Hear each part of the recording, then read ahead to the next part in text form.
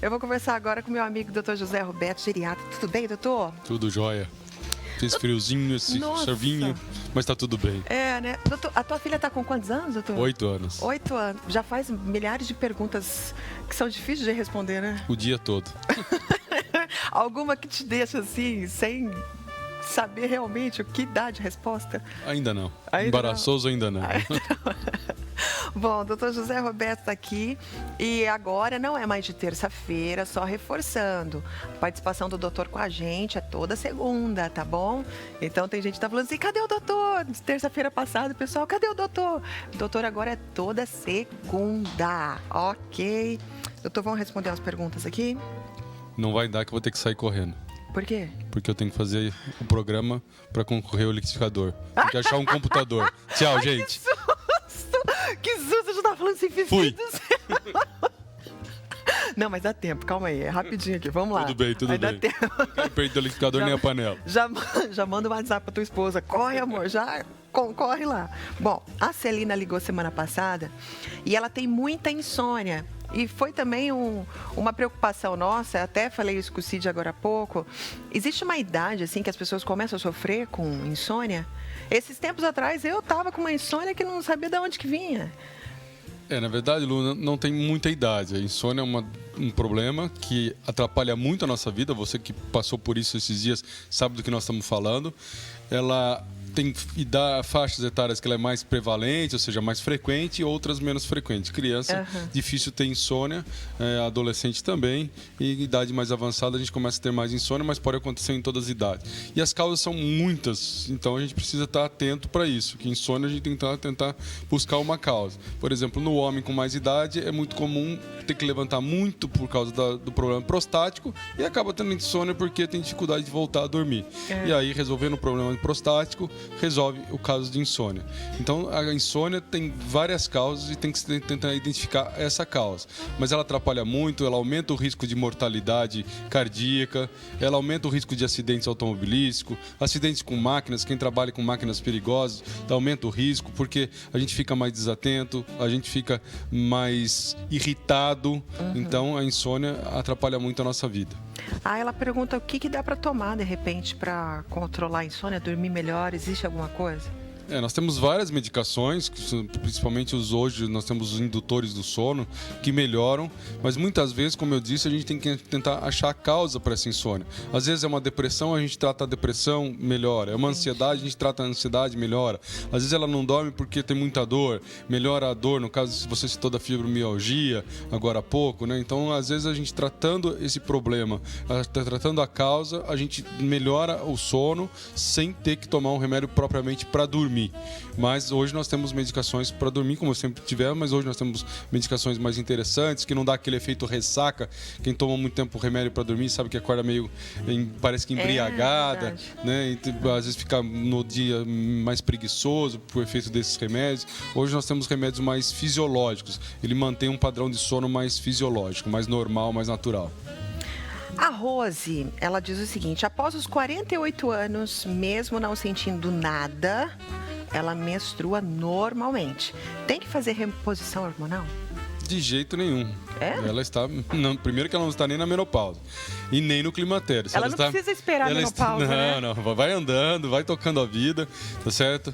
Então não tem problema nenhum, ela está menstruando normalmente, ela não está em nem climatério, nem menopausa. Então, sem reposição hormonal, vida tranquila, e não é para todas as mulheres que nós temos que fazer reposição hormonal. Não é porque elas pararam de menstruar que vão ter que fazer reposição hormonal hoje. Mas essa especificamente, a Sônia, toca o barco. A Rose. Perdão, a Rose. Rose, toca o barco aí, Rose. A Mariana, puxando o gancho da insônia aqui, ela tem 64 anos. Qual que é a pergunta dela, Fefe? Hipotireoidismo, pode ser que influencia a insônia, o hipotireoidismo dela? O hipotireoidismo, normalmente, a pessoa fica mais preguiçosa, mais sonolenta. Mas no idoso, existe uma forma atípica de hipotireoidismo que pode causar insônia. O hipertireoidismo causa mais frequentemente insônia do que o hipotireoidismo, mas pode ser a causa disso. Mas ela deve ter tratando, a gente precisa entender o seguinte, as pessoas atribuem muitos sintomas. Eu estou aumentando o peso porque minha tireoide não funciona muito bem.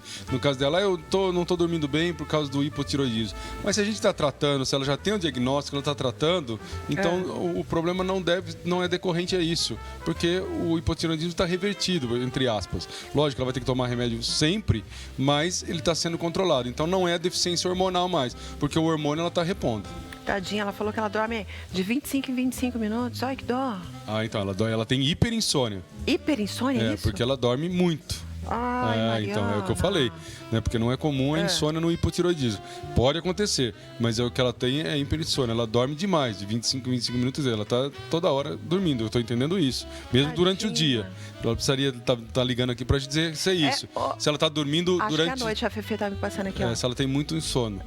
Ou ela tem despertares frequentes. A cada 25 minutos, ela né, Fê? Ela tem um acorda? despertar. Isso. Ela tem um despertar frequente. Tadinha. Então, provavelmente, isso não é do hipotireoidismo, tem uma causa por trás disso. Tá, tem que avaliar, hein, minha querida. Ó, a Yolanda tem 70 anos e ela perguntou se é normal, com essa idade, sentir muita água na boca. Ô, Yolanda, depende. Você vê a receita que eu vou te ensinar já, minha filha. Ai, água na boca, todo mundo aqui.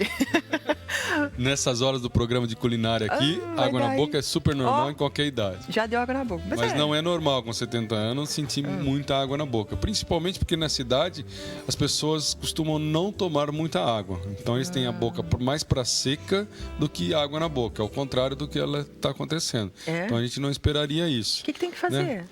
Precisaria ver se ela está exagerada, porque às vezes ela conversa numa roda de amigas e as amigas falam que tem a boca mais seca, ela fala que não tem problema e acha que tem a boca molhada, vamos chamar assim, tá tendo água na boca.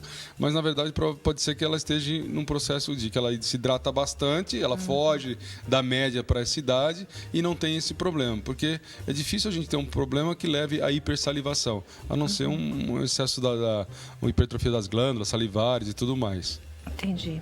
O Flávio passou por 3 cirurgias para retirada de um tumor no ouvido. Depois que tirou, passou a ter labirintite. Tem relação isso? Tirou o tumor, depois veio uma labirintite. Ele está tendo tontura, né? Porque, na verdade, Lu, aquilo que a gente sempre bateu aqui, já falou várias vezes, né? As pessoas... Não só os telespectadores em casa, os ouvintes, mas muitos médicos acabam colocando tudo num saco só, chacoalhando e chama de labirintite, exatamente. Então confunde essa questão de tontura, de vertigem, com uma doença específica que é a inflamação do labirinto. Que vem no nome chamado labirintite. Então ele tem uma tontura, uma vertigem decorrente desse processo que ele teve da afecção no ouvido aí, no ouvido interno, que acomete o labirinto e tudo mais. Mas não é labirintite, Flávio. Na verdade, é um decorrente dessa patologia que você teve, desse tumor que você teve. O que tem que fazer, então?